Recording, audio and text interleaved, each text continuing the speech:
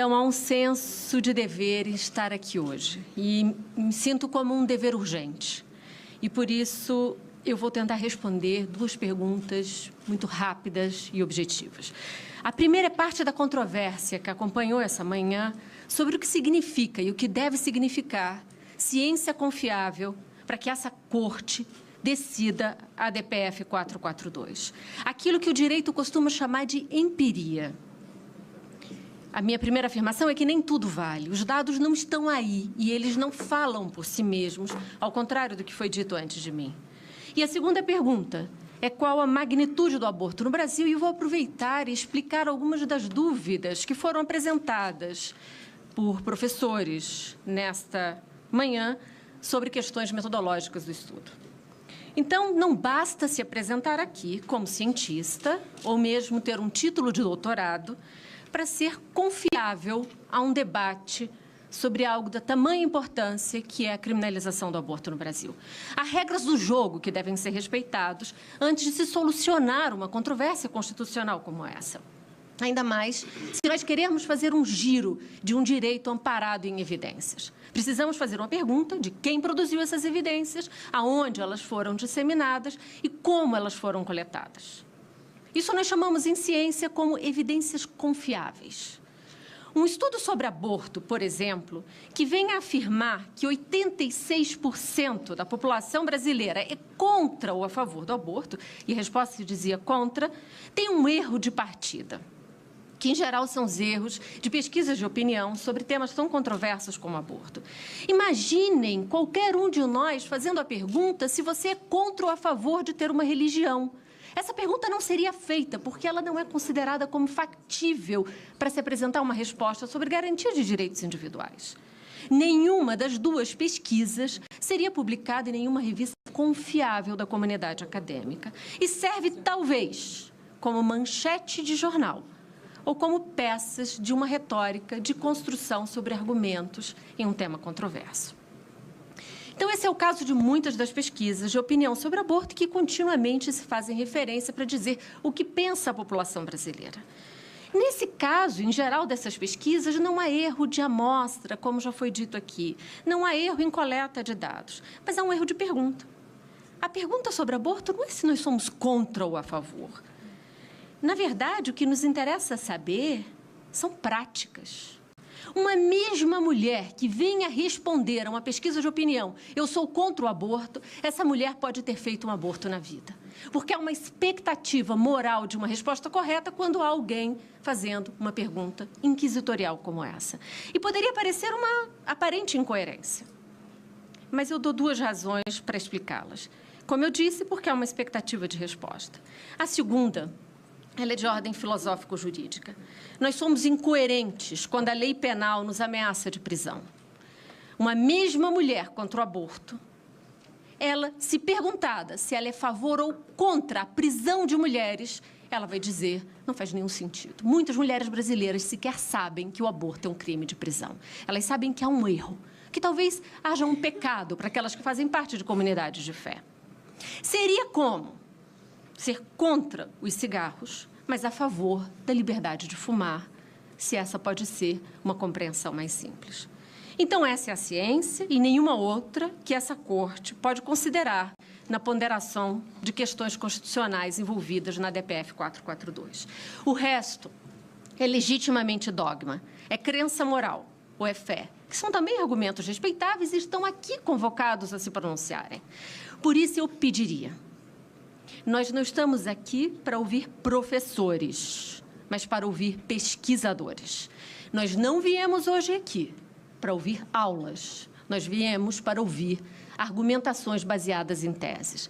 Nós viemos para ouvir autores originais. E o sistema brasileiro tem um sistema que se chama Lattes, de publicidade dos nossos currículos.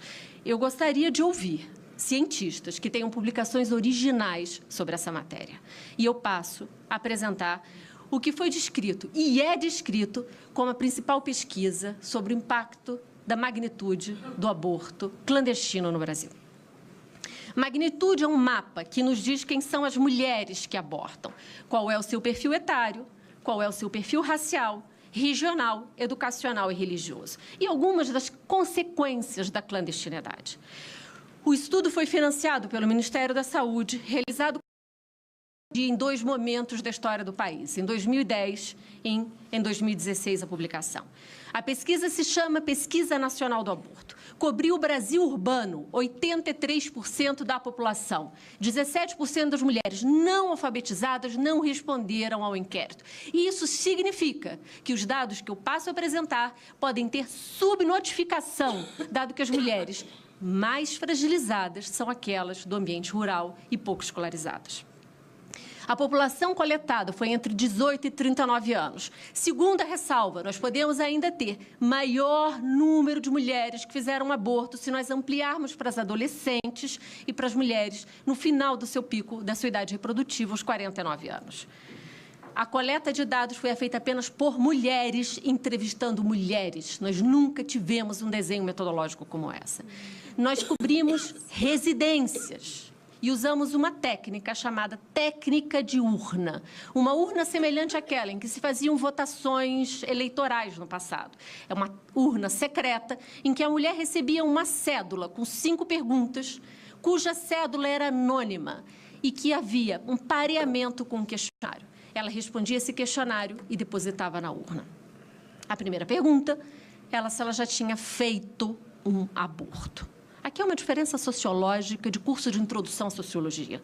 Não está o aborto espontâneo, porque quando as mulheres falam de aborto espontâneo, elas dizem, eu passei por um aborto. Se ela já havia feito um aborto na vida. Nós encontramos, e para quem tem dúvidas sobre a validade do estudo, ele ganha o prêmio mais importante da Organização Pan-Americana de Saúde, organismo do complexo, Organização Mundial de Saúde, de melhor estudo em saúde das Américas em 2012. 1 em cada 5 mulheres, aos 40 anos, já fez pelo menos um aborto na vida. Todos nós nessa sala conhecemos ao menos 5 mulheres de 40 anos ou mais. Eu peço que pensem nelas. Uma delas já teria passado pela cadeia. Fizeram um aborto quando muito jovens. O pico etário é entre 20 e 24 anos. Ela é uma mulher que hoje tem filhos, sabe o significado e a seriedade da maternidade. É alguém que aborta porque vive o cuidado maternal e se vê diante de um imperativo de não ser capaz, por diversas razões, de levar adiante uma gestação. Essa multidão de mulheres pode ser descrito por números e todos significam o mesmo, mas eles vão tocar cada um dos senhores de uma maneira diferente. É uma mulher por minuto. 503 mil mulheres, o nosso sistema prisional. 4 milhões e 300 mil mulheres entre 18 e 39 anos neste momento no país. A depender de como apresentemos os números, eles parecem menores ou maiores, mais difíceis ou mais simples de entendê-los. O mais importante é pensar nessa mulher. E para aqueles que não têm criatividade, porque disseram que nunca viram essa mulher, que nunca viram uma mulher que morreu, ou que na sua experiência profissional apenas viram uma ou outra, eu vou novamente lembrar de Ingriane Barbosa. Essa mulher comum, as nossas mães, as nossas avós, as nossas irmãs, as nossas filhas, ou as senhoras mesmas. 1 em cada 5 mulheres aos 40 anos. Nós as conhecemos na casa ou na comunidade. Aos domingos, na igreja ou no culto. Ela professa religiões. 56% delas é católica, 25% evangélica. Ela é a mulher comum brasileira. Esse número é diferente daquele apresentado pelo Ministério da Saúde, pelo qual apresenta outra metodologia de coleta, em que diz 1 milhão de abortos por ano. Aqui já foi explicado como é feito o cálculo do Ministério da Saúde, que é baseado em número de curetagens aplicado um fator de correção. Eu não vou me deter nesse dado. Eu quero lembrar Ingriane Barbosa. Ela foi a mais recente que nós vimos o rosto. Ela é uma jovem mulher negra, trabalhadora doméstica do interior do Rio de Janeiro. Ela morreu com um talo de mamona no útero. É mãe de 3 filhos e, ao que se sabe, já tinha feito um aborto. Se assim foi, se essa história é verdadeira, nós perdemos, como Estado, uma oportunidade de prevenir o segundo aborto e, certamente, de ter Ingriane viva.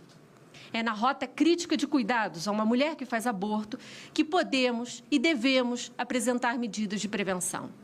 Investigamos se ela sofre violência.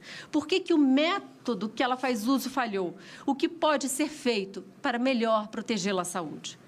É a criminalização do aborto, que matou Ingriane e deixou seus filhos órfãos.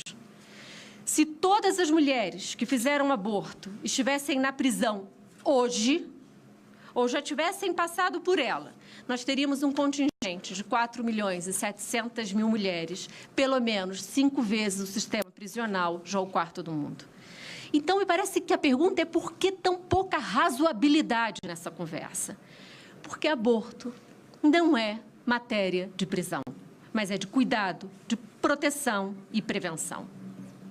Há algo de intrigante ao falar de prisão e saúde em aborto.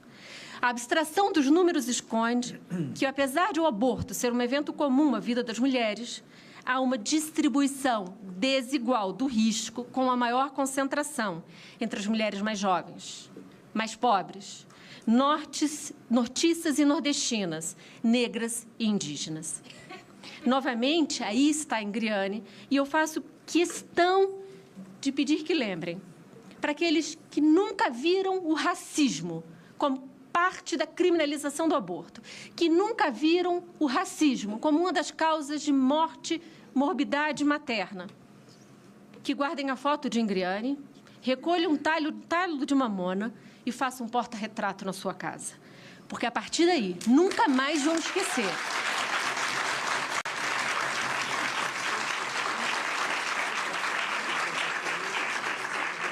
Como eu não consigo esquecer a foto de Ingriane. Não são as mulheres dessa sala de audiências as que correm o risco de morte ou de prisão. Nem as mulheres dos homens bem-intencionados que vieram aqui falar em nome da vida ou em nome da dignidade das mulheres. São aquelas mulheres que enfrentam o aborto como uma desproteção integral do Estado brasileiro aos seus direitos fundamentais. Quanto maior a escolaridade da mulher, menor a taxa de abortos, que é um indicativo de como renda e informação são instrumentos eficientes para prevenir o aborto e a gravidade das suas consequências na clandestinidade. Mas se é crime, senhora ministra, como que as mulheres fazem aborto? Metade delas fez uso de medicamentos. Pela Pesquisa Nacional de Aborto, eu não sei dizer que medicamento é este. Outros estudos indicam que é o misoprostol, conhecido pelas mulheres como Citotec. Metade delas fez uso de outros métodos que nós desconhecemos, talvez talo de mamona, talvez ervas, talvez clínicas clandestinas. Quanto mais vulnerável a mulher, maiores os riscos. É o talo de mamona que matou Ingriane. Do total de mulheres que fez aborto, metade dela precisou ficar internada. Anualmente, são algo em torno, em dados do SUS, 250.000 mulheres, um número semelhante ao registrado, eu digo, pelo SUS. Há, portanto, e aqui eu começo a encerrar, um desconcerto para o sistema de saúde, para a vida dessas mulheres, para o cuidado dos filhos que ficam à espera da mãe com um sofrimento tão assustador como esse. E por que essas mulheres fazem aborto? Eu não sei dar essa resposta com a Pesquisa Nacional do Aborto. Sabemos porque ouvimos as mulheres como mulheres. Aborto é algo que toda mulher sabe como fazer e sabe como cuidar de outra mulher. É parte da cultura feminina do Brasil. Sabemos porque precisamos, porque é certo para a vida em determinado momento, porque é uma necessidade de saúde, porque as mulheres sofrem violência. Não deve haver discussão sobre a razoabilidade das razões de uma mulher ter o direito de abortar até a 12ª semana, assim como não deve haver discussão sobre a decisão de uma mulher vítima de estupro resolver manter a sua gestação, se essa for a sua vontade ou sua profissão de fé.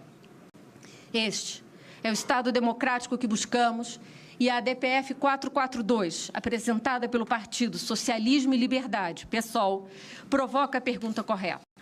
Como manter esse grave quadro de violação de direitos constitucionais, quando 1 em cada 5 mulheres aos 40 anos já fez pelo menos um aborto? Ela o fez em situação de clandestinidade e pede a esta Corte que ouça as consequências de seu desamparo. Muito obrigada.